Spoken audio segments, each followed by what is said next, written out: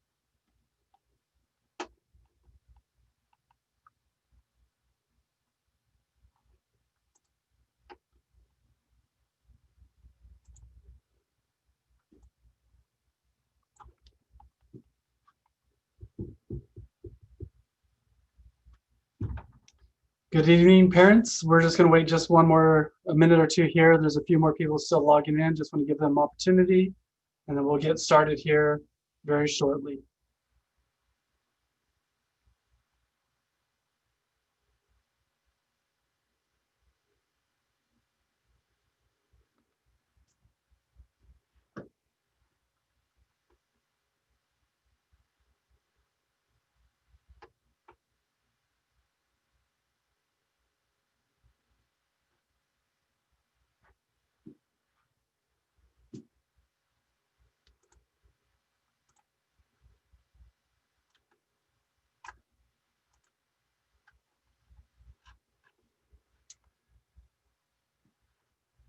Go ahead and get started. Well, good evening, parents. My name is Dr. Mike Roberts. I'm the principal here at A. Wright Middle School, and we're excited to have you guys here for this GATE information night. And to get started here, I'm going to introduce Dr. Claire Finneran, the Assistant Superintendent of Education here for Las Virgenes Unified School District, and she'll get us started with our program this evening. Thank you, Dr. Roberts. Welcome, everyone. We had a record number of signups for tonight's information night, and we are so glad to welcome you to the GATE program information night. And so pleased with your interest in this program. It is one of the hallmark programs of Las Virgenes Unified School District, and I'm so proud that it falls under my purview. Tonight, what we're going to do is brief welcome and introductions. We're going to talk about gifted characteristics, and what we mean by that are characteristics that are shared among children that are identified as gifted. We're going to talk about the GATE program mission. We're going to talk specifically about what the GATE program looks like at A.E. Wright. We'll talk about your next steps and our next steps. And then we'll turn it over to the Association of GATE Parents for some information to share with you. And then we'll have some question and answer time. We're going to move into introductions tonight. Hi, everyone. My name is Rebecca Rinaldi. I am currently teaching the 6th grade students. I teach ELA, social studies, and science. Hello, I'm next. I'm Julie Peck. I also teach ELA, social studies, and science to wonderful 7th graders. Hi, I'm Juliana Servin West. I teach science to 7th and 8th graders. Hi, welcome. I'm Haley Tepper, and I teach 7th and 8th grade language arts and social science. Good evening. I introduced myself just a minute ago, but I'm Dr. Mike Roberts, principal here at A. Wright. Good evening, everybody. My name is Gia Jantz, and I am the very proud assistant principal at A.E. Wright. Hi, everyone, again. Just want to say thank you again for being here with us, and thank you for bearing with this incredible time that we are experiencing, and thank you for your participation in your students' education. We will go ahead, Dr. Roberts. Yeah, before I was looking at it right now, she'll be popping up here in a little bit, but also we have Erin Merritt. She's the president of our GATE Association Parents, and she'll speak to you guys in just a little bit as well. Erin, you want to say a quick second or anything? Hello, welcome. Glad you're here. Perfect, thank you. So if you guys can do me a favor and take a quick look at this picture here.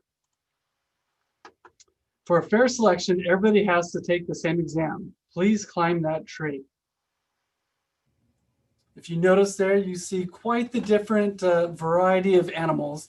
And so what we want to do is what made this embody the GATE program is a little bit is not all children are the same, and it's not fair to hold them to the same standard or teach them the same way. So gifted children benefit from a learning environment that is created for their needs. And that is one of the things that we want to share with you tonight about the importance and how we nurture and try to care for the gifted students as they might do their journeys here at A-Right in our program, and how this program might best meet their needs. So over the next 30 minutes or so, please take a good time here and think about the characteristics. Does this meet the needs of your child? Will they fit well in the program? Will they be excited? Will it make them grow as learners?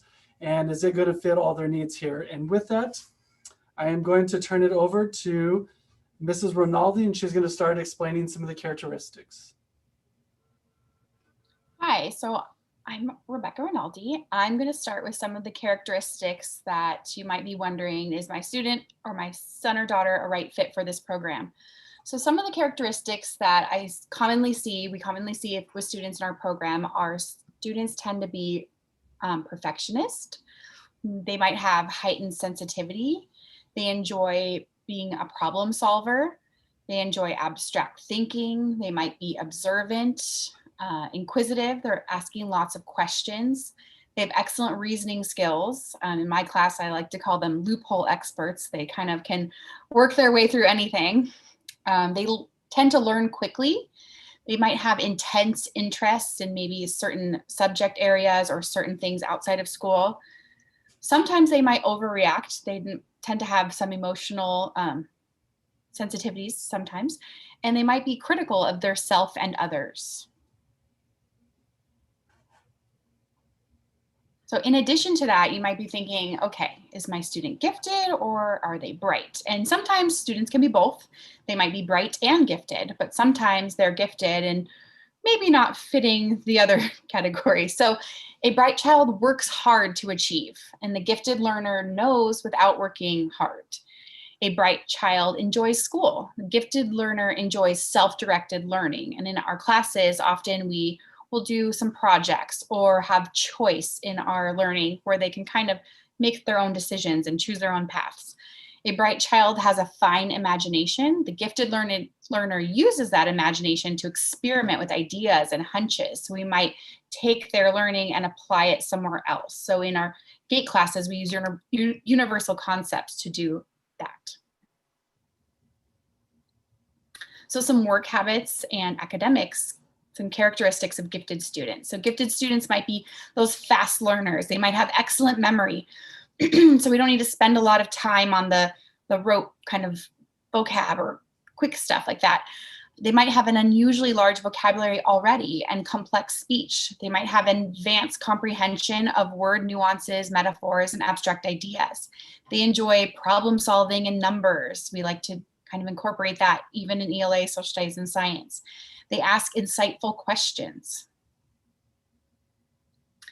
They might have a longer attention span or intense concentration on something they're very interested in, but they also might be preoccupied with their own thoughts. So they might be interested in whatever they're thinking, and they don't care what else is going on. So they might be considered a daydreamer sometimes. Makes profound connections, thinks outside the box, has a highly developed curiosity, and they might have a keen or unusual sense of humor, or maybe they even tend to kind of gravitate towards adults more often and have the sense of humor that maybe adults can connect to.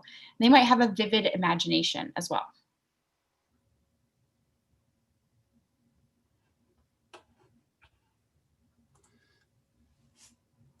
All right, I'm going to pass. I'm next sorry, is Mrs. Tepper. Hi.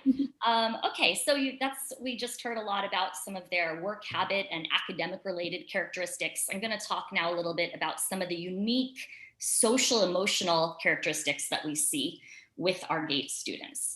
I won't read you this whole list because it's long, but I'll let you take a look at it. And you may notice some of these commonly seen attributes are positive, some not so positive, not as positive.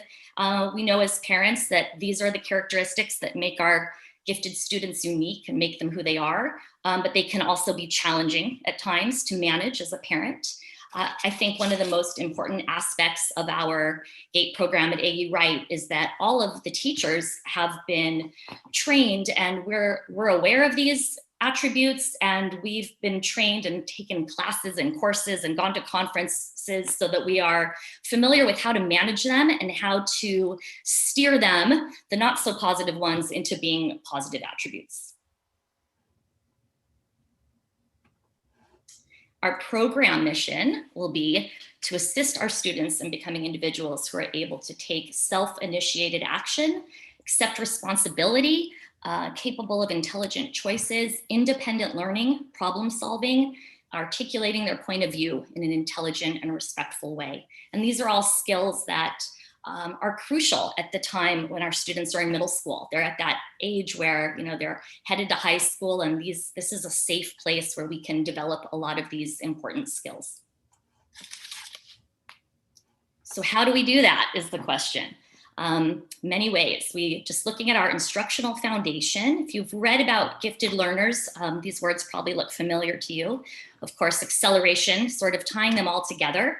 This is the ability to move ahead, to move maybe quicker through some of the, like what Mrs. Rinaldi was saying, some of the more foundational skills. And we use a lot of novelty. We're able to, because we can move quicker sometimes, we are able to spend more time doing, introducing nuance, games and songs and live interactive experiences. We do a lot of simulations in our history classes. We take field trips. And we just are presenting the material and the curriculum, the same curriculum that all the middle school students are getting, but we have novel ways to introduce those. Depth and complexity are a really important tenet of any gifted education program. This follows the work of Dr. Sandra Kaplan, who's an author and professor at USC's School of Education. She literally wrote the book. She wrote the framework on depth and complexity for gifted learners. All of us have had the wonderful opportunity to attend conferences and trainings that she's led. So depth and complexity really is just a way to kind of engage in a deeper study with our curriculum, look at it with a different lens. We're prompting our students constantly to look at a topic in a new way, to go beyond that surface level. An example I'm going to give you from my 8th grade US history class, maybe instead of something like comparing and contrasting, Lincoln and Washington as presidents, we might use this idea of depth and complexity, and we're going to compare and contrast the ethical dilemmas that they faced as presidents. And then we might bring in where and how that would be similar to ethical dilemmas that might appear in today's world that our leaders today are dealing with in the US or even internationally, and just take it that extra step. We look at things like how ideas and concepts have changed over time, patterns and big ideas, how things apply across different disciplines. So the structure of our program, just like all 3 middle schools in Las Virgenes, your student attends 6 classes. In our GATE program, 3 of those classes are within the GATE cohort, meaning they're with the same students and often the same teacher. So right now our 6th graders have Miss Rinaldi for all 3 subjects, language arts, social studies, and science. In 7th and 8th grade, they have the same teacher for sure English and social studies. And then science, they're with the same students, but maybe not necessarily the same teacher. And that depends on the year as well. A really important facet of the program is that they're with their like-minded peers. So you saw on the list of characteristics, one of them is that sometimes these students tend to feel like they're different.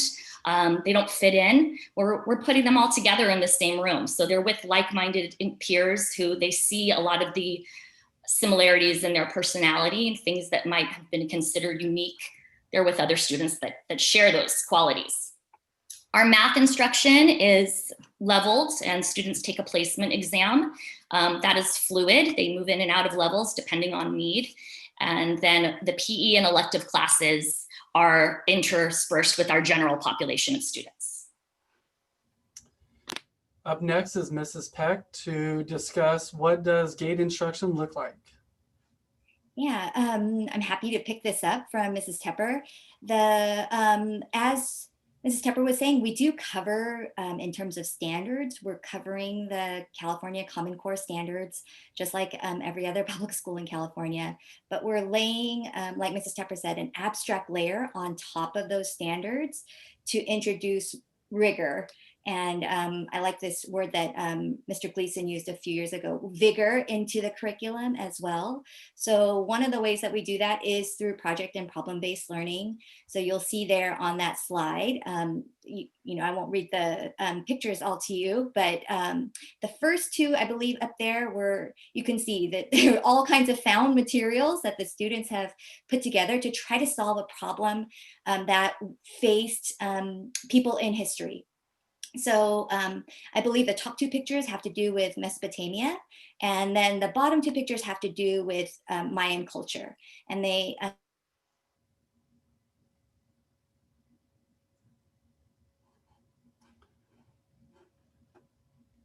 Oh, it looks like Miss Peck is frozen on us.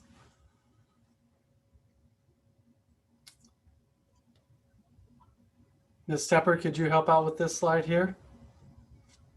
Or Mrs. Rinaldi? Sure, absolutely.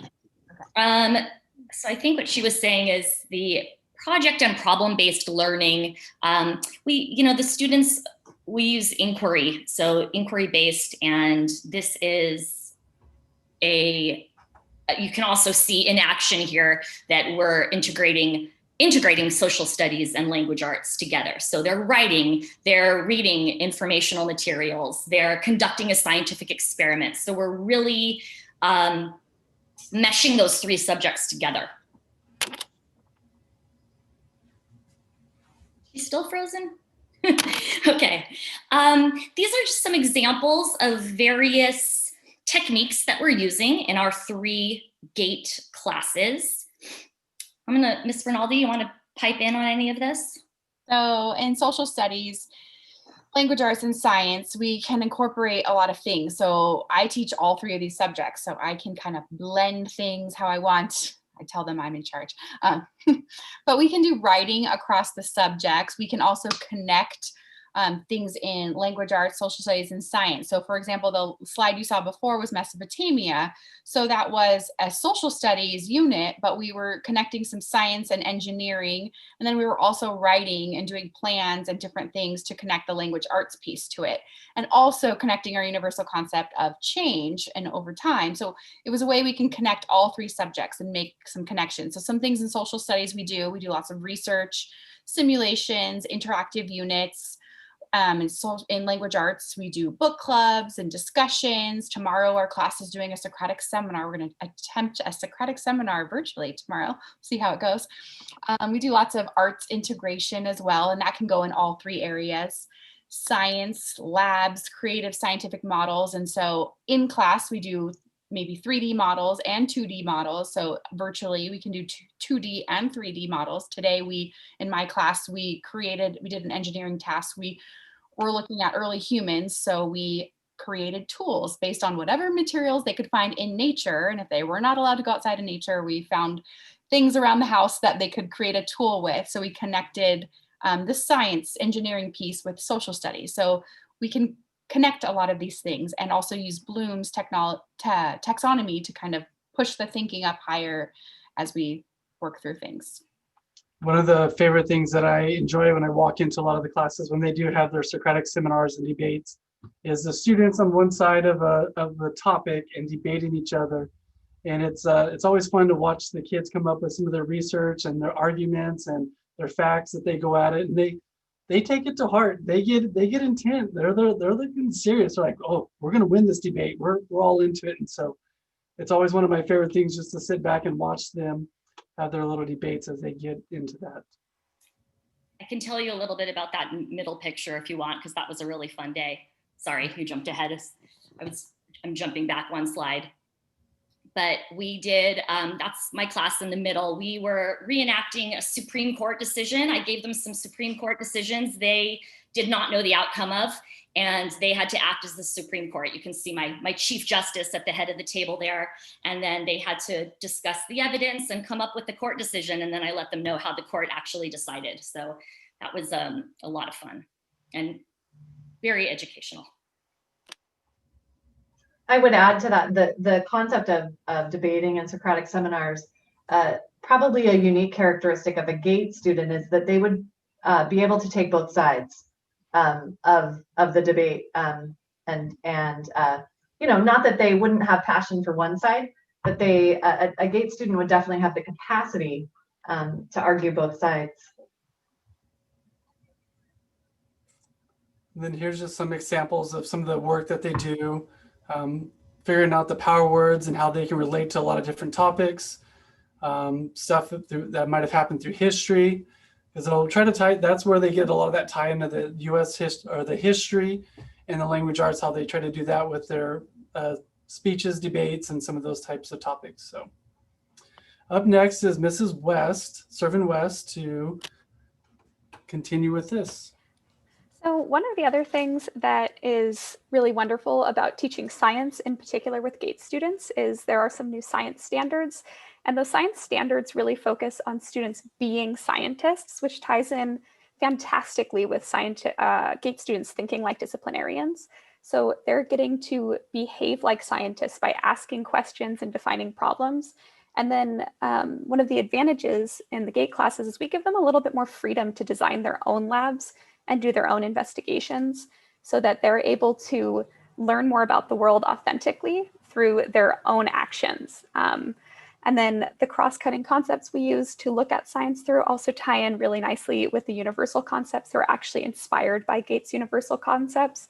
So they're able to look at things like stability and change to understand the world around them more closely, and then to connect all of their different sciences. Instead of just thinking about it in terms of physics, they can think about it in terms of how is physics, biology, chemistry, and earth science and space science, how do all these things connect, and how do all of these things affect me? Okay.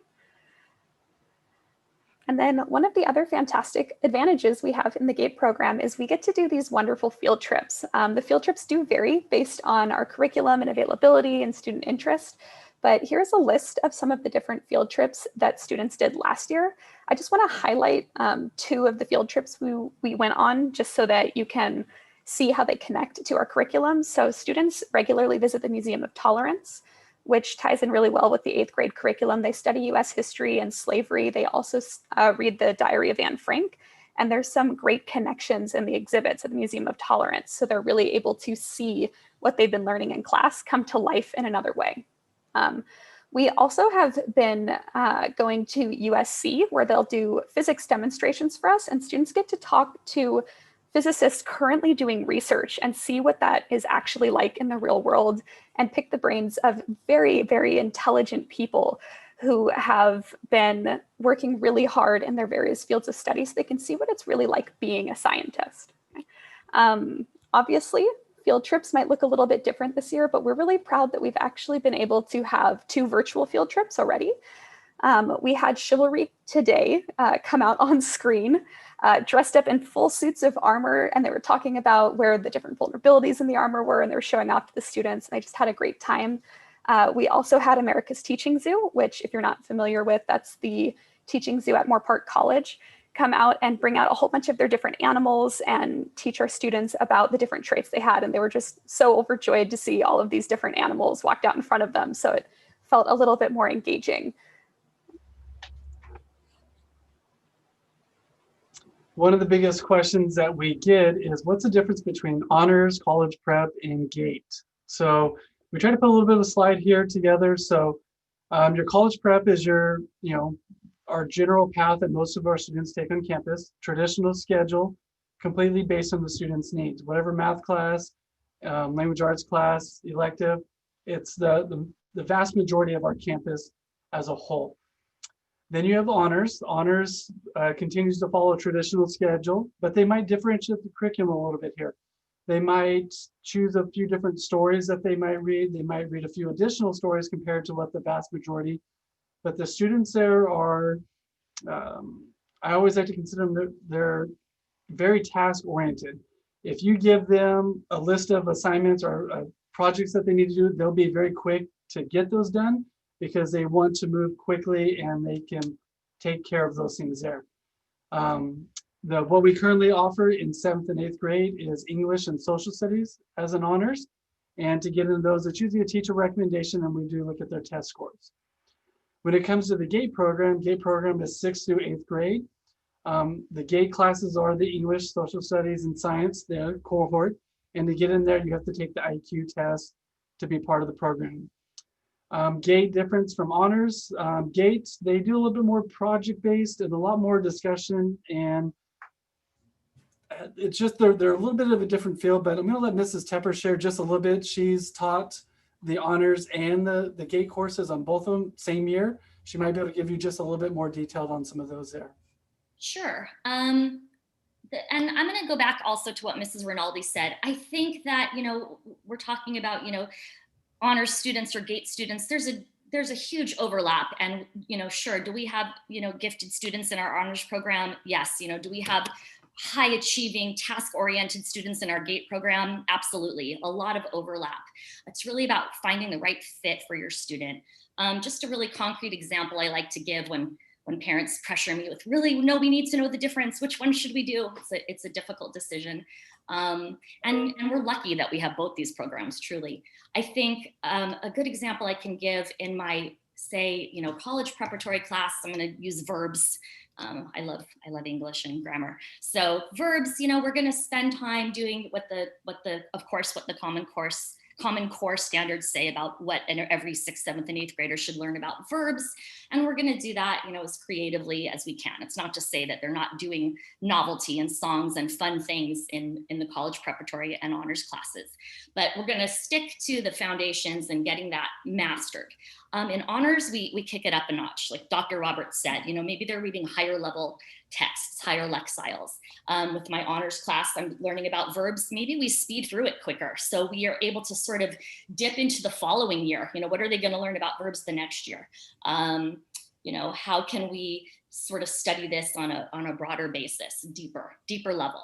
In GATE, we kind of go that whole other abstract thinking out of the box. We're going to create our own verbs. We're going to invent verbs ourselves. We've studied the endings and what they look like, and we've mastered it quickly. And so we kind of invent our own verbs and come up with different ways. I had last year in my class, we were learning about participles, and somebody kind of asked, hey, is there ever a participle where the past participle, like amazed or excited, doesn't mean the same thing as the root verb? And so we went off on this tangent for like a week. We were in this challenge zone of trying to find, a past participle that had a different meaning. And we did, and it was wicked, just for your reference. So to wick away does not mean the same thing as wicked, right? Whereas other past participles like amazed and excited do. So that was just a very student-led, inquiry-based tangent we went off on and spent about a week kind of trying to research that. Okay, thank you. So in summary at the GATE program, probably the biggest thing that I would say, just to summarize, is every time I ask students what do they like about the GATE program, it is, I'd say 7, 8 out of 10 times, the kids say, I feel at home. I feel like I'm with peers that are like-minded, and I just love being in the class because it challenges me. Love my teachers, but it's mainly they love being in the class that challenges them with somebody else that thinks similar to them. And so our teachers do a great job at fostering their needs, challenges them, gives them the skills that they need to be successful and to move forward and be ready for that.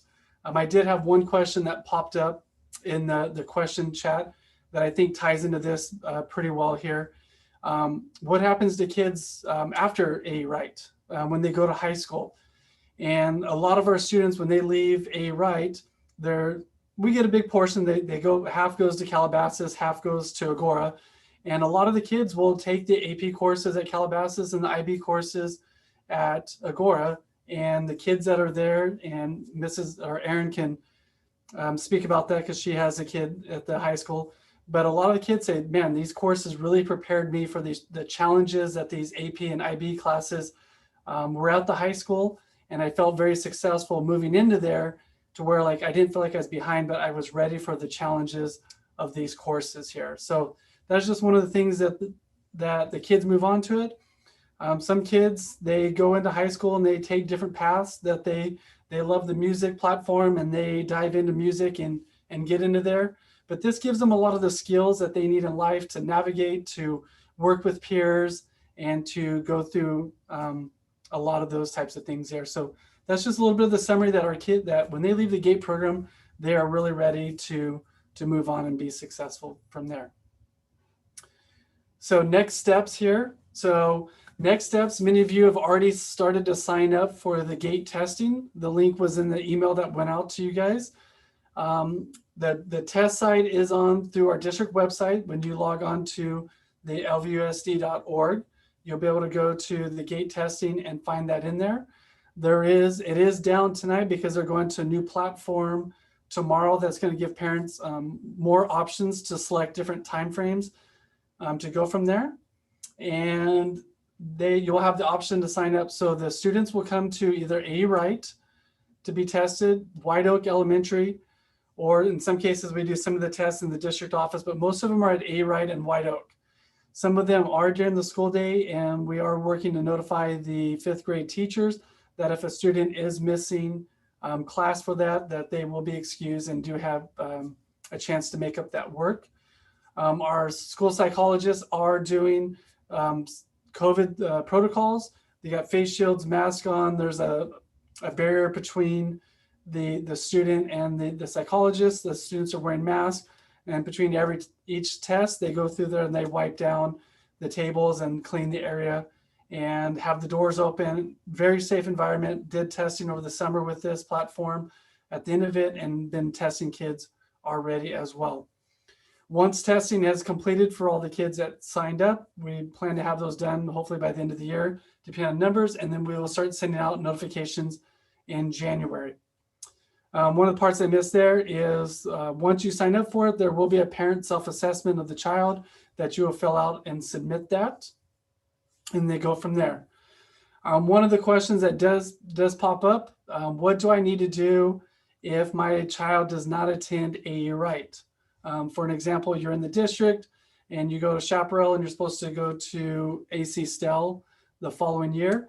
You will apply for a school of choice permit, and that permit you're basically asking to come to A. Wright for that program.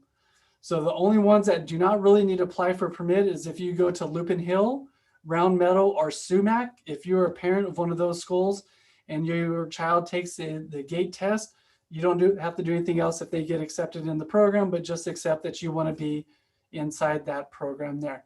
But if your child is supposed to go to either Lindero or AC Stell with one of your whatever the elementary school is, and it's not A. Wright, you do need to apply for a permit, a school of choice permit within the district. And then that date there is the last date to apply for that is usually it's February 1st in the slide. One person, what is the latest date? So you'll get the notification there. It doesn't mean so one of the biggest confusions we get here, and I'll try to clarify this here is, so if you're still considering, because in February, we're going to have a GATE accepted showcase night in February. So one of the things that we need is if you get accepted and you're really considering it, we need you to fill out the permit to try to come to A. Wright. It does not bind you that once you submit that permit that you're absolutely going to A. Wright. It just helps with the process of going through there, that if you do choose, you have that process already started. If you do apply for it and you decide that the GATE program is not the right fit for you, we just withdraw the permit and you go to your next school of choice or your next school that you have in there. So permits for in district does open up November 23rd and it will close February 1st. And so you would apply for the school of choice. Allie Lloyd, who is our permit person at the district office, she can help explain some of those questions if you do have some of those there. And her information is on the district website as well.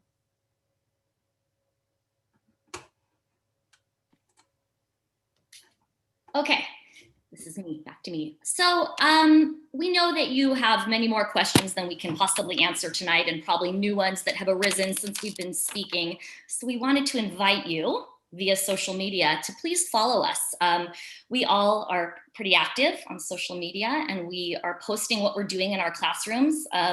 You know, like Ms. West said, it's a little bit atypical this particular year, but we're still posting actively. So you can kind of just get a little taste in the next few weeks of what's happening in Gate World at AE Wright, if you're wondering if this is the right placement for your child.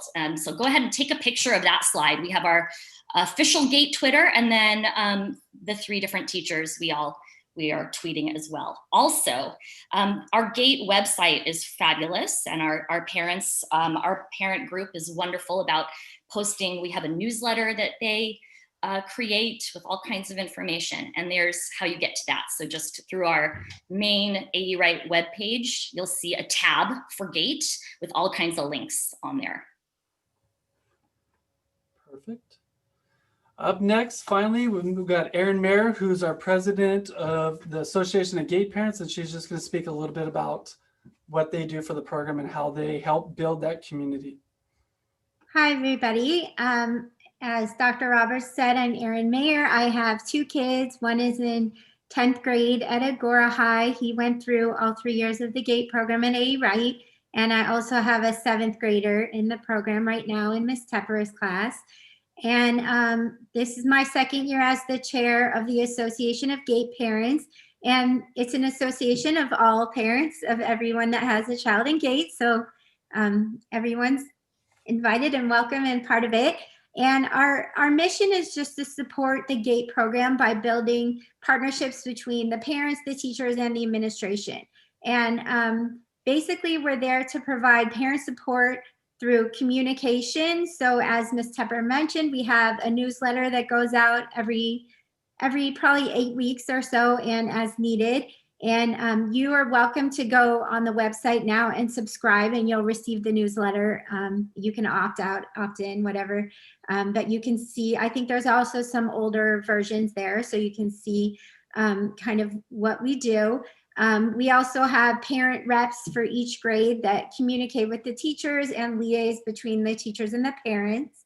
And we also have social events that we plan for the students and the parents and educational opportunities. So for example, coming up at the very beginning of November, we have our parent meeting, our Association of GATE Parents meeting, where we go over our calendar and do our business. And then we have a parent education session. So we have a really great parenting coach coming. She had a gifted child go through our program, and now she gives lectures on staying calm. So that's the focus of our parent ed coming up. I think it's November.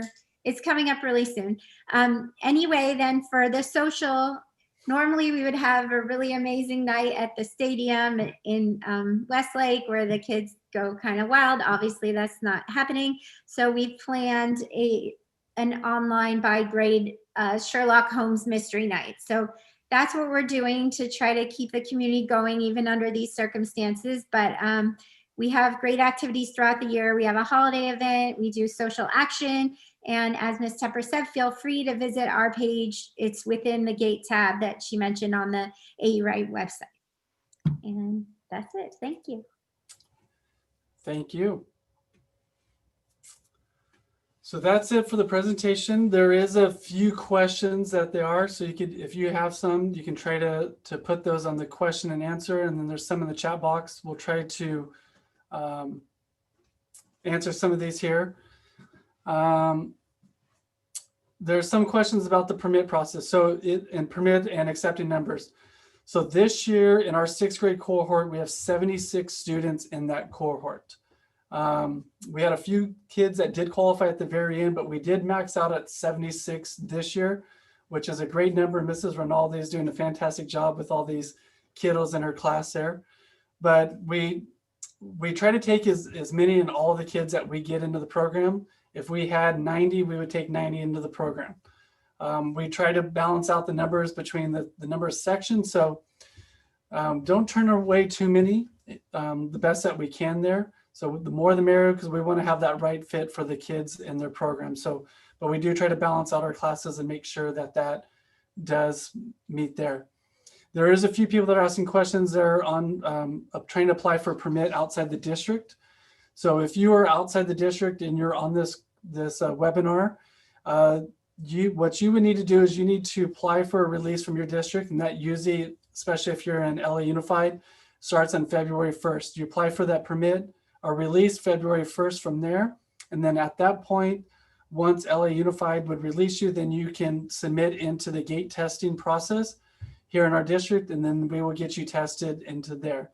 And once if you get accepted into Las Virgenes and qualify through the test, then you get to be placed in that program. If you apply for the school of choice, if you get in, so the question here is, if I take the IQ test and I qualified, am I automatically in? And the question, if you score high enough on the IQ test and you qualify, then you're automatically into the program. It's just a matter of you saying yes or no. But if you say yes, we'll try to put those in there. Ms. Tepper, I'm going to ask you to answer this one here. Okay. How does the homework load compare to more traditional education path or compared to the honors program? Okay. I think it's really, homework is really teacher dependent. And oftentimes in the GATE program, the homework might look different. It's not to say we have less or we don't have it, but it might look different. It might be finishing up some classwork. It might be doing some research. It might be preparing for a discussion. So I think it varies depending on the teacher. And I can say, and for a lot of years I taught 6th grade honors, and in comparison, I think it's pretty comparable. I don't think we can say that one program or even one middle school has more or less. It's very comparable across the board. Okay. One of the questions is, what percentage of applicants are generally accepted in the GATE program? That varies year to year, just depends on if the student qualifies in there. I could say last year, I believe we had, if I remember right, about 200 students that applied for the 200 and some students that applied for the test, and we probably had like 90 some that qualified. So some that qualified chose not to come to the program, and so right now we have 2 cohorts that split up in that 6th grade. Dr. Roberts, can I pipe in one thing I just wanted to say too? For it.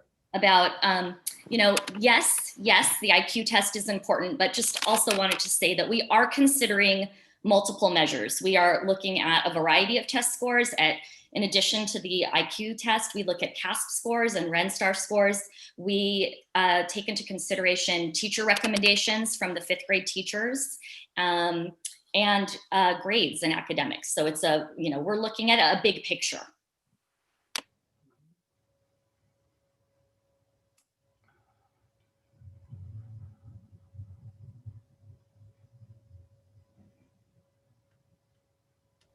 I'm happy to tackle a few of the district level questions, Dr. Roberts, if that Go helps. for it.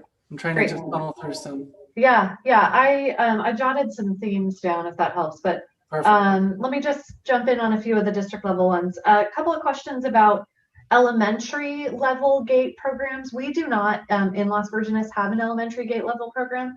There are no plans right now for that, partially because research demonstrates to us the benefits of heterogeneous grouping, especially in younger grades. So that's not something that's on the table for Las Virgenes right now. That was a question that was asked. Additionally, there are several questions about college. I love that you're thinking about college as your kids are preparing to go into middle school. Take a deep breath. It's all going to be okay. Yes, you will find a college that is a great fit for your gifted student. There are not schools that have there are schools that are known to serve students who are gifted, but I'm not familiar with schools that in terms of colleges that have a particular gifted track. There are honors programs and honors colleges at a number of schools that would look similar to your experience with gifted education. in Las Virgenes. Couple of other things, some questions about our other middle schools. So there will be middle school information nights.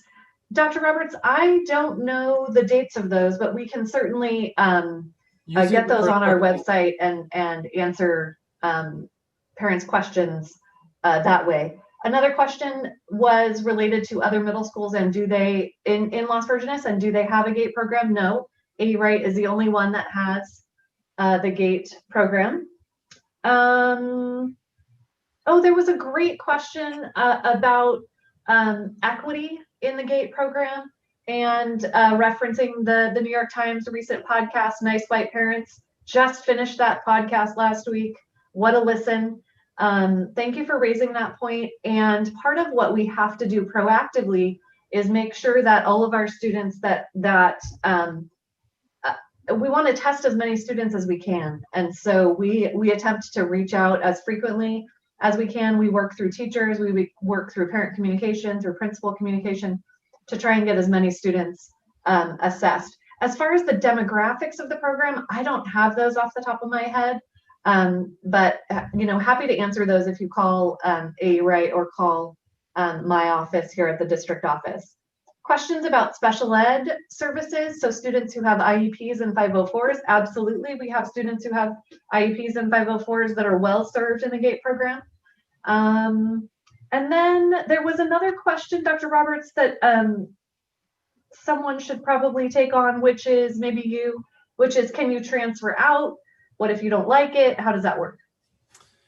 So typical way, if the student enrolls into it, they stay on there for the whole year. So we ask that they do a 1-year commitment, but if at the end of that 1-year commitment, the program's not the best fit for them and they feel like they need to go a different route, then students can opt out at that time. We have had students come in, so sometimes we get space open and so kids test like in 7th or 8th grade, and then they can start the year in that program there. So we do testing for 7th and 8th graders coming in, but yeah, there is times that kids, it's not the right fit for them and they choose to go out, but it's usually they must make the full year commitment in the program. And they do automatically stay in the program in 7th and 8th grade. That was a question that came up. Yes. And there was another one that I felt like we hadn't answered. A parent asked if a student doesn't qualify, but yet we believe that the child is gifted, what happens then? So there is an appeals process where we will look at the factors, and some of the factors that Mrs. Tepper mentioned is we'll look at some of their test scores, their teacher recommendations, other factors that might show RENSTAR test scores. We might look at a variety of other measures. And then we take like their IQ score of the test that they take, and we try to match up with what that score said with some of the areas that we looked at, some of those other things there. So we try to look at the whole picture of the child a little bit there, but there is sometimes where an appeal will go through on that process there, but that's no guarantee to go in there. It's a case by case when we look at some of those scenarios. And we don't retest. So in that same year. Now the following year, a student could potentially test. Correct, Dr. Roberts? Did I say that accurately? Yes. Okay.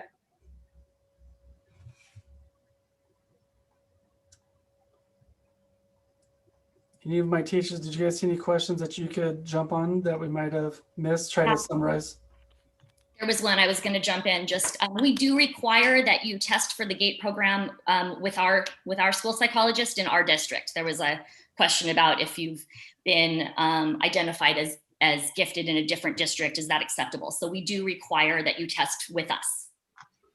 And I saw a question about students and mixing with the other students and how they're structured. We did have a slide about structure, but they are with their GATE cohorts for ELA, social studies, and science, but they are with other students for their electives, PE and math levels, and if we were on campus during lunch and before school, after school, but we'll see how that goes. But they are only with their GATE cohorts for half of their school day. And I'm just going to jump in on that. Hi, sorry about the tech glitch earlier, so I was able to join through another device.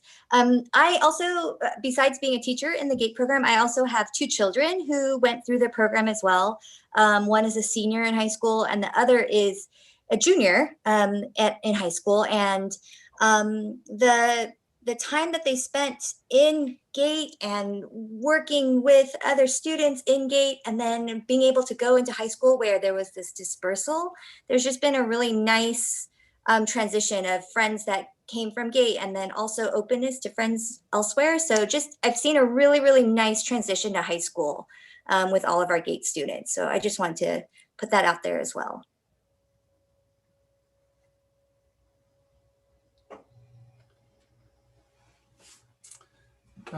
Just the one last one, the cohort size. We have classes that range from 30 to 38 in some.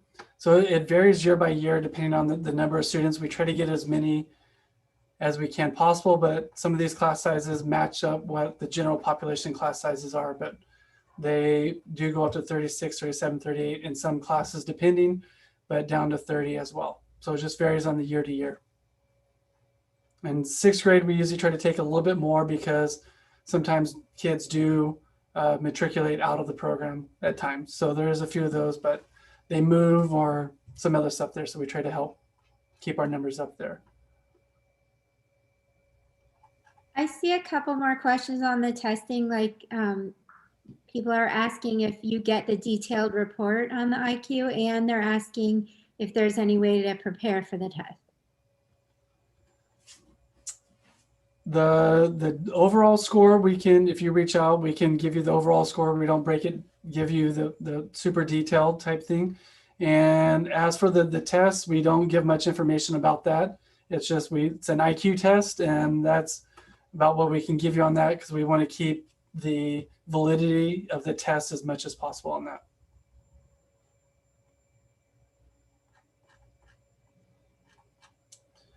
And I just wanted to echo what Miss Peck said. I have a high schooler in the pre-IB classes, and it feels very well prepared by the GATE program. And also what I love the most is he hasn't lost his love of learning, which I think he got through the GATE program. And it's not just like a drill and kill philosophy at all. He still reads in close detail things and has a real inquisitive side that hasn't diminished by burnout. So, and also as far as integrating in the rest of the campus, I think as the kids go from 6th to 7th and 8th, they get more comfortable venturing outside their little cohort, especially through their electives. My older son was in music and created really strong bonds through the music program, but also PE and math. You start to meet a lot more kids, and those relationships become stronger as the kids get more confident. Great point. I also, Dr. Roberts, there's a question. I think we've hit all of the questions. I'm just scrolling through them one more time. Is this we recorded this, correct? So yes, a parent missed the first half. So it's recorded, and we will place it on the A Right GATE tab. So there's a tab on our website, the A Right website. And under that GATE tab, I will put the recording of this session tonight. Just one last question, and then we're going to wrap it up here. I think the test is about 30 minutes long. Am I correct on that? Yeah, so the test is about 30 minutes long, and that's about what they'll take from there. So I just want to thank you for coming this evening, spending about an hour with us, getting to know a little bit more about the program. If there's some other stuff that we can help you out with, please feel free to reach me at my email, and that's mroberts@lvusd.org. And you can find that on our website as well. I could have put that on the slide, but forgot to do that. But yeah, please feel free to reach out. We'll try to get back to you and help out with that information. And thank you for being here this evening. Thank you to my teachers for spending an extra hour this evening here, explaining the program that you guys do such a fantastic job with. And Aaron, thank you for all your support that you do for the community, the GATE community, and getting the kids together. I know that they love all the outside activities and support that you guys provide. So thank you for being here this evening, and please reach out and have a great rest of your evening. Thank you.